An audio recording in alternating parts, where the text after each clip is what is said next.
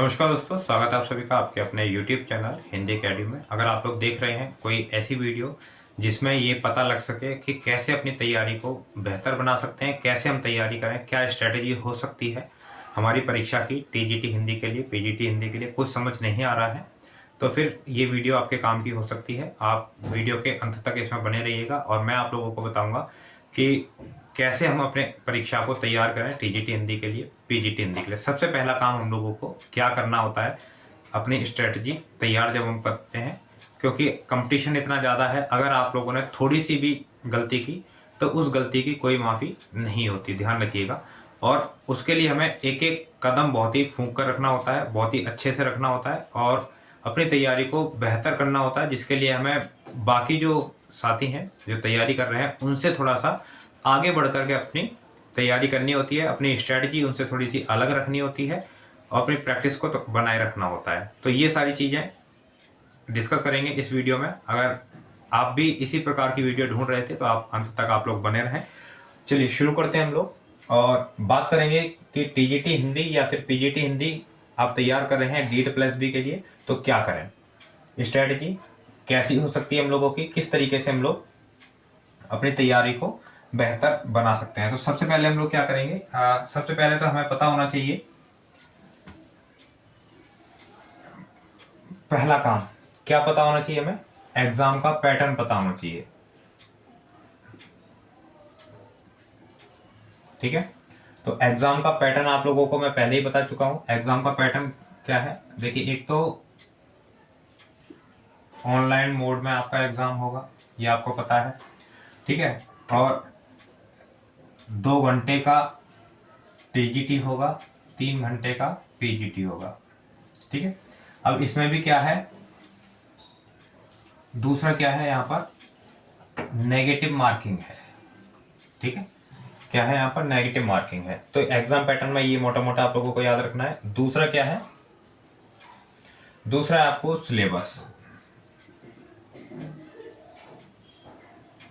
Syllabus आपको देखना है। पहला काम क्या करना है, एग्जाम पैटर्न पता होना चाहिए, कैसे एग्जाम होगा। दूसरा क्या है, सिलेबस पता होना चाहिए आप लोगों को जरूर कि हमारा सिलेबस क्या है और क्या क्या चीजें हमें पढ़नी चाहिए। मोटा मोटा एक बार मैं आप लोगों को यहाँ पर फिर भी बता ही देता हूँ। सबसे पहले टीजीटी या पीजीटी हिंदी की आप तैयारी कर रहे हैं तो आप क्या तैयार करेंगे, हिंदी साहित्य का इतिहास। ठीक है, उसके बाद दूसरा हिंदी व्याकरण, तीसरा हिंदी गद्य साहित्य का विकास, चौथा काव्यशास्त्र, पांचवा पत्रकारिता, छठा शिक्षण अभिरुचि, सातवां भाषा विज्ञान और आठवां अन्य विषय। ये अन्य विषय में क्या है, जब हम तैयारी करेंगे तो देखेंगे। ठीक है, चलिए, अब ये जो 2 टॉपिक हैं आपके काव्यशास्त्र और पत्रकारिता, ये आएंगे केवल पीजीटी के अंदर। अगर आप पीजीटी की तैयारी करेंगे तो ये 5 नंबर और 4 नंबर ये आप छोड़ देंगे। ठीक है, इन दोनों टॉपिक्स को छोड़कर सारे टॉपिक आपके टीजीटी में है। पीजीटी के अंदर ये दोनों ऐड हो जाएंगे, काव्यशास्त्र और पत्रकारिता, ये आप लोगों को पता होगा। तो दूसरा काम क्या करना है, सिलेबस पता होना चाहिए, क्या क्या चीजें हम लोगों को पढ़नी है। ठीक है, ये आप लोगों ने देख ली कि ये चीजें पढ़नी है आप लोगों को। उसके बाद आप क्या करेंगे, उसके बाद आप एक लिस्ट तैयार करेंगे। ठीक है, एक लिस्ट तैयार करेंगे, किसकी, टॉपिक्स की। एक टॉपिक की लिस्ट तैयार करेंगे, कौन कौन से टॉपिक, मान ली हिंदी साहित्य का इतिहास है, हमें इसके अंदर क्या क्या पढ़ना है।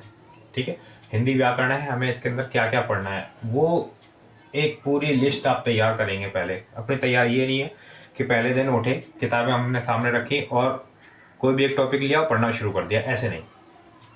एक लिस्ट तैयार करेंगे। लिस्ट तैयार करने के बाद में उसके बाद हम लोग पढ़ना शुरू करेंगे लिस्ट में से। जैसे लिस्ट में मान लीजिए हमारी किसी सब्जेक्ट के 50 टॉपिक है, तो 50 में से एक टॉपिक तैयार करेंगे, उस पर टिक लगाएंगे, एक टॉपिक तैयार है। दूसरा टॉपिक तैयार करेंगे, टिक लगाएंगे कि दूसरा टॉपिक तैयार है। इस तरीके से आपको ये भी पता रहेगा कि आपने क्या पढ़ लिया है और क्या नहीं पढ़ा है, क्या छूट गया है आप लोगों का, ठीक है। और कितना समय आपके पास शेष बचता है, कितने टॉपिक आपके पास शेष बचते हैं, तो इस हिसाब से आप लोग अपनी तैयारी को, अपने समय को एडजस्ट कर सकते हैं। चलिए, अगला जो है हमारा, वो क्या काम करना है हम लोगों को? अगला काम करना है हमारी जो बुक है या जो नोट्स हैं उनको इकट्ठा कर लेना है, ठीक है। इधर उधर कहीं भी रखी हुई हैं या कोई बुक है जो टॉपिक है जो हमको हमारी उपलब्ध बुक्स में नहीं है, तो कहाँ से वो बुक लेके आनी है, कहाँ से नोट्स लेके आने हैं, और सारे नोट्स आप लोग, सारी बुक्स इकट्ठी करके एक जगह रख लेंगे। और जब उन बुक्स को रखेंगे तो रखने का तरीका आप लोगों का होना चाहिए वही टॉपिक वाइज। जैसे हिंदी साहित्य का इतिहास है, व्याकरण है, इसके अगर हिंदी की भी रख रहे हैं तो हिंदी को भी ये अलग अलग बुक्स करके रख दीजिए आप, ताकि आप लोग जब पढ़ें टॉपिक को तो तुरंत वो बुक आप ढूंढ पाएँ और उसमें से वो तैयारी कर पाएँ। चलिए, उसके बाद क्या करना है आप लोगों को? किताबें आप लोगों ने तैयार कर ली अपने पास में, और उसके बाद में क्या करेंगे आप, ठीक है। उसके बाद आप लोगों को एक टाइम टेबल तैयार करना है, ठीक है। और ध्यान रखिएगा, ये जो आपका टाइम टेबल होगा ये होगा 5 से 6 घंटे का। शुरुआत में आप लोग 3 से 4 घंटे का रख सकते हैं जब आप शुरुआत करेंगे, लेकिन मैक्सिमम 1 महीने के बाद में आपको इसको बढ़ा करके 5 से 6 घंटे पर शिफ्ट करना है। टाइम टेबल में ये सारी चीज़ें आनी चाहिए, और ये जो समय है टाइम टेबल बता रहा हूँ मैं केवल और केवल आपके सब्जेक्ट के लिए, ठीक है। सिर्फ हिंदी के सब्जेक्ट के लिए ये समय बता रहा हूँ। इससे पहले की वीडियो अगर आपने कॉमन एग्जाम की नहीं देखी है, क्या स्ट्रैटेजी होनी चाहिए, तो वो देख लीजिएगा, उसमें मैंने आप लोगों को बताया हुआ है, ठीक है। आप टाइम टेबल बनाएंगे, बुक रखेंगे और उसके हिसाब से अपनी तैयारी को करना शुरू कर देंगे। उसके बाद अगला काम क्या करना है आपको? अगला काम करना है प्रैक्टिस। जितना आप पढ़ेंगे उतने के आप लोगों को प्रैक्टिस सेट लगा लेने हैं, ठीक है। और प्रैक्टिस सेट कम से कम जब आप शुरुआत करेंगे तब आप कब लगा सकते हैं? आप 15 दिन में लगा सकते हैं आप, ठीक है। शुरुआत में 15 दिन में लगा लीजिए और धीरे धीरे करके कम से कम 1 महीने के बाद में आप लोगों को वीकली पर आ जाना उसमें, ठीक है। ये करेंगे। और प्रैक्टिस सेट आप लोगों को मार्केट में बहुत ज़्यादा मिल जाएंगे। कोशिश करनी है कि ऐसा प्रैक्टिस सेट आप लोग लें जिसमें लास्ट ईयर के क्वेश्चन पेपर आप लोगों को मिल जाए, ठीक है। देखिए, लास्ट ईयर के क्वेश्चन पेपर से अगर आप प्रैक्टिस करते हैं तो बहुत अच्छा रहेगा आप लोगों के लिए। लास्ट ईयर के क्वेश्चन पेपर DSSB के आप लोगों को अगर नहीं मिलते हैं कहीं पर बुक्स में, तो आप लोग, मैं प्रोवाइड करा दूंगा। बहुत सारे क्वेश्चन पेपर मैंने आप लोगों को ऐप पर प्रोवाइड करा रखे हैं। अगर आप में से कोई साथी है जो अभी तक हिंदी अकेडमी के ऐप को डाउनलोड नहीं किया है, तो प्ले स्टोर पर जाकर के हिंदी अकेडमी ऐप आप डाउनलोड कर लीजिएगा, और वहाँ से जब आप इंस्टॉल करेंगे तो पिछली वर्षों के प्रश्न पत्र, देखिए कॉमन पेपर के प्रश्न पत्र आप लोगों को आसानी से मार्केट में मिल जाते हैं बुक्स के रूप में, लेकिन ये लास्ट ईयर के जो प्रश्न पत्र हैं हिंदी विषय के, ये मिलना बड़ा ही मुश्किल हो जाता है, ये नहीं मिलते हैं। तो ये सारे के सारे आप लोगों को कहाँ मिल जाएंगे? हिंदी अकेडमी के ऐप पर मिल जाएंगे। कोई भी असुविधा होगी तो आप लोग मुझे पूछ लेंगे, कमेंट कर दीजिएगा, मैं बता दूंगा किस तरीके से आप लोग उनको ढूंढ सकते हैं। तो ये हो गया हमारा प्रैक्टिस सेट। बस इतना सा काम है, बहुत ज़्यादा काम नहीं है। अब कुछ और विशेष चीज़ें होंगी तो बीच बीच में मैं आप लोगों को बताऊंगा। फिलहाल जब आप तैयारी शुरू करेंगे अपनी, तो ये सारी चीज़ें ध्यान में रखेंगे, और इन सारी चीज़ों को ध्यान में रखते हुए अपनी तैयारी को आप लोगों को करना है। और एक और पॉइंट है जो आप लोगों को थोड़ा सा ध्यान रखना है। देखिए, यहाँ पर हिंदी में क्या होता है, जो क्वेश्चन होते हैं ऐसे तो आते नहीं है, जैसे गणित की में क्वेश्चन आते हैं, सॉल्व करना है, उसमें बड़ी मेहनत करनी है। ज़्यादातर जो क्वेश्चन होते हैं वो क्या होते हैं, हमें याद करने होते हैं, ठीक है। कोई भी टॉपिक है, उससे एक पूछा है इसका कवि कौन है, या ये पुस्तक किसकी है, ठीक है, इस कवि की इनमें से कौन सी पुस्तक नहीं है, इस तरीके से क्वेश्चन हम लोगों के पूछे जाते हैं। तो उसके लिए क्या करना है आप लोगों को? देखिए, एक तो 2100 प्रश्नों की ई बुक ऐप पर उपलब्ध है, वो आप जाकर आप परचेज कर सकते हैं, और उसके अंदर 2100 महत्वपूर्ण प्रश्न है, या कोई और बुक है आपके पास में जिसमें महत्वपूर्ण प्रश्न श्रृंखला आपके पास में है, तो कम से कम आपको क्या करना है, डेली 30 से लेके 40 प्रश्न आप लोगों को डेली याद करने हैं उसमें से। ठीक है, आप पूरा टॉपिक वाइज पढ़ेंगे डिटेल में सब्जेक्ट को, वो तो आपको करना ही है, लेकिन कम से कम 30 से 40 प्रश्न आप लोगों को डेली, ठीक है, 30 से 40 जो प्रश्न है वो डेली आप लोगों को याद करने ही करने हैं। इतना आप मान लीजिएगा, रोज का आपका टारगेट होना चाहिए 30 से 40 प्रश्न, मिनिमम 30 प्रश्न आप लोगों के डेली याद होने चाहिए। इतना अगर आप कर लेते हैं तो आपका टीजीटी या पीजीटी की जो परीक्षा है वो बहुत आसानी से निकल जाएगी। उम्मीद करता हूँ आप लोगों को वीडियो पसंद आई होगी। अगर वीडियो पसंद आई है, वीडियो को लाइक करें, दोस्तों को शेयर करें।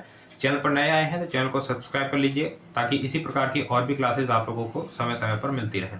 लाइव क्लासेस में अगर आप लोग अभी तक नहीं जुड़े हैं तो लाइव क्लासेस में जुड़ जाइए, क्योंकि वहाँ पर हम लोग डिस्कस कर रहे हैं हिंदी से संबंधित बहुत ही महत्वपूर्ण प्रश्न, और जो कि आप लोगों के एग्जाम के लिए बहुत ज़्यादा महत्वपूर्ण होंगे।